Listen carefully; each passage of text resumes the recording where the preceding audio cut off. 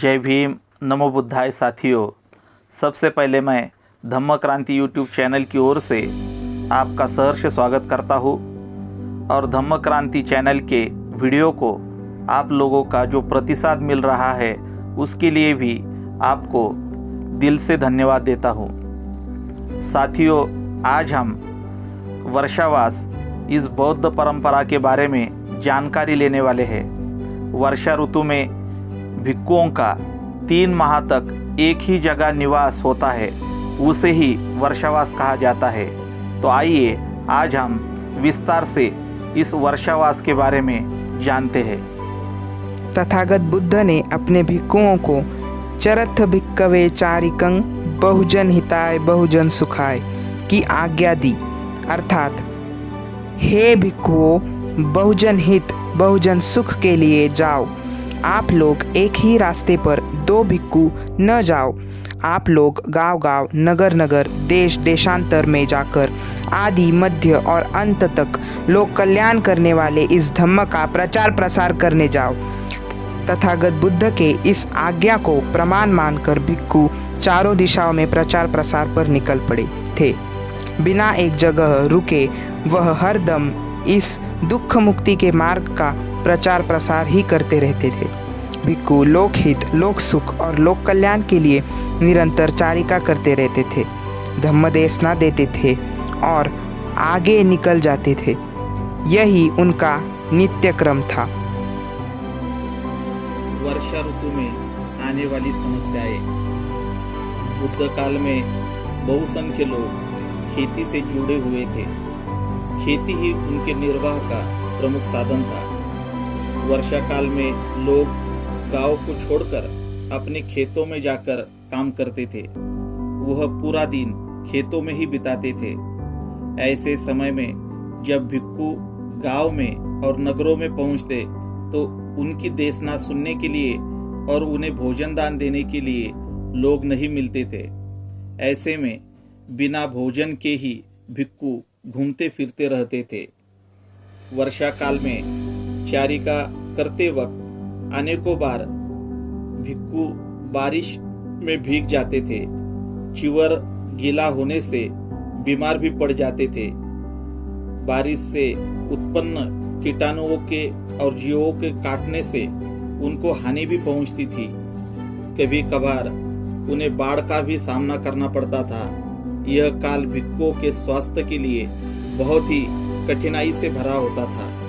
उस समय बहुत ही घनघोर वर्षा होती थी, जिसके कारण गांव के कच्चे रास्ते पूरी तरह से कीचड़ से भर जाते थे, कभी बह भी जाते थे। ऐसे में भिक्षुओं के पास खेतों में से चलने के अलावा दूसरा कोई मार्ग नहीं बचता था। भिक्षुओं के चलने से खेतों के पेड़ पौधों का बड़ा नुकसान होता था। इस प्रकार वर्षा काल में भिक्षुओं को अनेकों मुश्किलों का और कठिनाइयों का सामना करना पड़ता था। जब वर्षा काल में भिक्षु चारिका करते हुए खेतों से जाते थे, तब लोग उन्हें देखकर ऐसा कहते थे, अरे कैसे ये शाक्यपुत्रीय श्रमण है। हेमंत, ग्रीष्म और वर्षा में भी हरे घास को रौंदते रहते हैं। एक इंद्रिय जीवों का यानी पेड़ पौधों का मर्दन करते हैं। छोटे छोटे प्राणियों को पैरों से कुचलते हुए चारिका करते रहते हैं। यह दूसरे संप्रदाय वाले साधु, जिनका संप्रदाय सुव्याख्यात नहीं है, वे लोग भी वर्षा काल में एक स्थान पर चुप होकर एक ही जगह स्थिर होकर बैठ जाते हैं।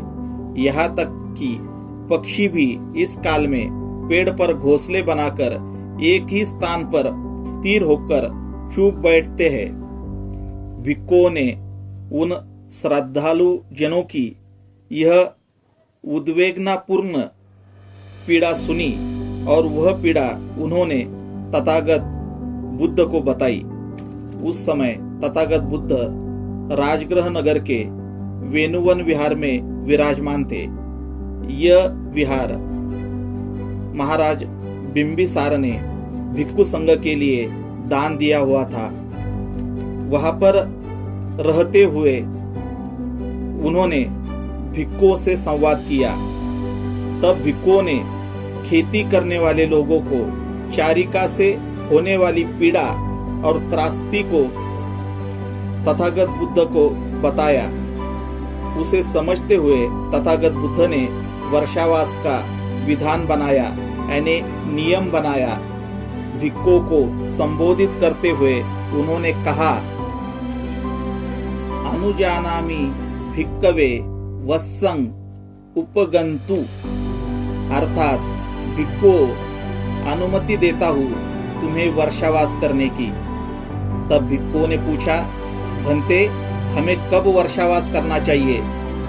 तब तथागत बुद्ध बोले, अनुजानामि भिक्खवे वत्साने वत्सं उपगंतु, अर्थात भिक्खुओं, मैं तुम्हें वर्षा ऋतु में वर्षावास करने की अनुमति देता हूँ। तब भिक्खुओं ने तथागत बुद्ध से पूछा, भंते हमें वर्षावास कब आरंभ करना चाहिए? तब उन्हें समझाते हुए तथागत बुद्ध ने कहा, वर्षावास 2 प्रकार से आरंभ किया जाना चाहिए। पहला वर्षावास यह आषाढ़ पूर्णिमा से प्रारंभ होता है। यह प्रमुखता से आषाढ़ पूर्णिमा के दूसरे दिन से प्रारंभ होता है और अश्विन पूर्णिमा को समाप्त होता है। दूसरा वर्षावास यह आषाढ़ पूर्णिमा के 1 माह बाद शुरू होता है, यानी यह प्रमुखता से श्रावण पूर्णिमा से प्रारंभ होता है और कार्तिक पूर्णिमा को समाप्त होता है। इस प्रकार तथागत बुद्ध ने वर्षावास के बारे में विधान बनाया था। वर्षावास काल में भिक्खुओं की चारिका पर प्रतिबंध होता था, उन्हें चारिका नहीं करनी चाहिए, ऐसा विधान भी उन्होंने बनाया था। वर्षावास का यह विधान तथागत बुद्ध ने राजगृह के वेणुवन में बनाया था। साथियों, बुद्ध काल से लेकर आज तक तथागत बुद्ध ने बनाया हुआ वर्षावास का यह नियम आज भी पालन किया जाता है। विश्व भर के सभी भिक्खु आज भी इस विधान का बड़ी श्रद्धा से पालन करते हैं। इस वर्षावास काल में वह धम्म अभ्यास और धम्म प्रसार का कार्य बड़ी ही निष्ठा से करते हैं। वर्षा काल में भिक्खुओं का एक जगह पर होने वाला जो निवास है उसे ही वर्षावास कहा जाता है। इस वर्षावास काल में भिक्खु एक ही विहार में रहते हैं, धम्म पठन करते हैं और अधिकाधिक ज्ञान अर्जित करते हैं।